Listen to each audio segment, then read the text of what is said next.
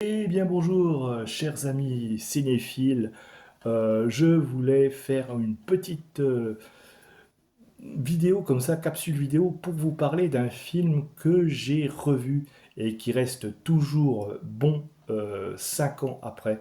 Et ce film, c'est Pacific Rim, sorti en 2013, réalisé par Guillermo del Toro, dont c'est pas le registre habituel, mais vraiment, ça reste quand même encore du très très lourd. Alors c'est un film qui avait été, euh, qui avait été inventé pour le marché chinois, et d'ailleurs il a fait un carton en Chine, donc il ne faut pas se voiler la face, hein. Il avait été fait pour vendre un petit peu sur ce marché, sachant que les Chinois, les Japonais, tous les Asiatiques, hein, adorent ce genre de film. Mais quand même, Guillermo del Toro n'a pas fait n'importe quoi. Il n'a pas dit je peux faire quelque chose pour faire du commercial.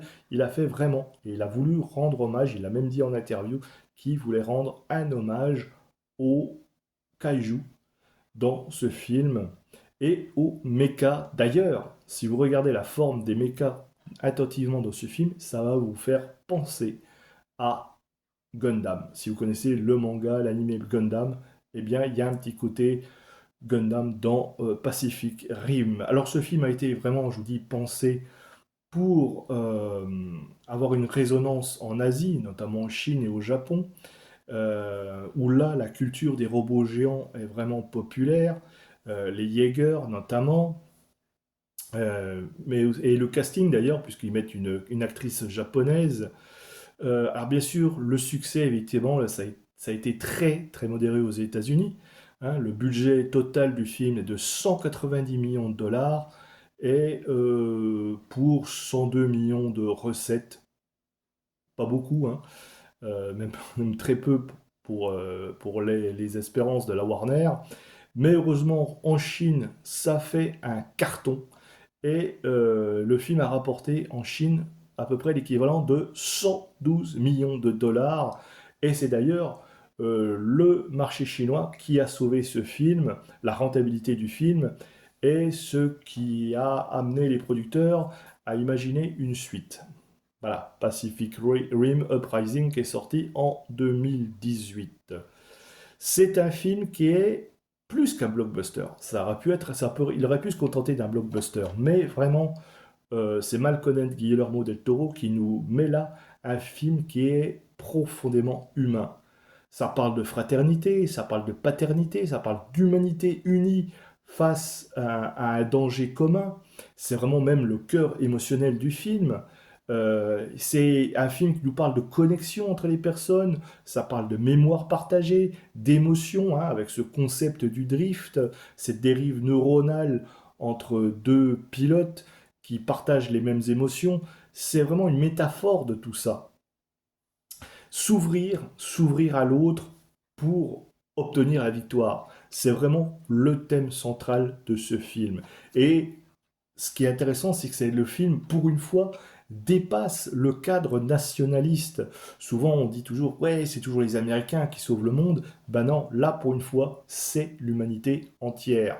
Ça veut dire que si on se met dans le monde à avoir une certaine solidarité mondiale, on peut obtenir la victoire, et ça, c'est très important.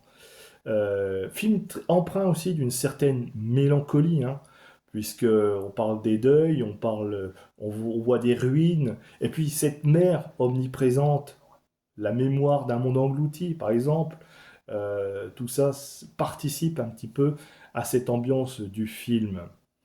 Euh, alors le casting, alors le casting est très peu connu. C'est un casting qui était assez très peu connu à l'époque. Maintenant, évidemment, si je vous dis les noms, Charlie Hunnam, voilà, à l'époque, il n'était pas encore connu autrement que par la série Sons of Anarchy. C'est ce film-là qui lui a donné ses premières, on va dire, lettres de noblesse, on va dire. Euh, c'est en tant que héros classique. Le casting n'est pas, voilà, il n'a pas voulu faire un casting vraiment tape à l'œil. D'ailleurs, Rinko Kikuchi est vraiment l'actrice japonaise qui joue Mako, est vraiment exceptionnelle dans sa, à la fois toute en sensibilité, en douceur, en force, en vulnérabilité, mais aussi, on saluera bien sûr le charisme d'Idris Elba, hein, très très très bon. Et puis bien sûr, Ron Perlman, hein, qui fait une petite apparition dans ce film, fidèle de Guillermo del Toro depuis Hellboy.